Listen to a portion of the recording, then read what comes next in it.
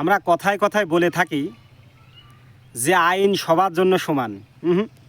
আইন সবার জন্য সমান না, আইনের ফাঁক ফোকর আছে। আইন এক একজনের জন্য এক এক রকম। টাকা আছে আইন আছে, টাকা নেই আপনার জন্য আইন নাই। টাকার কাছে আইন তুচ্ছ। তাই যদি না হবে, ফাঁসির আসামি জামিন পায় কীভাবে? মার্ডার খুন করে তারা জামিন পায় কীভাবে? মুরগি চোরের ফাঁসি হয় কীভাবে? সাধারণ মানুষের বাড়ি চুরি করলে তার ফাঁসি হয় কীভাবে? জেল হয় কীভাবে? যারা বড় লোক তাদের কাছে অর্থবিত্তের কারণে, ঘুষ সুদের কারণে তারা ফাঁক ফোকর দিয়ে আইনের বেরিয়ে যায়। আর যাদের অর্থ নাই, যারা উকিল মুক্তারকে টাকা পয়সা দিতে পারে না, তাদের কাছে আইন সমান। তাদের বিচারের কাঠগড়ার সম্মুখীন হয়ে তারা বিচারে জেল খাটে। আর আমরা কথায় কথায় বলে থাকি আইন সবার জন্য সমান। এসব ভিত্তিহীন কথা।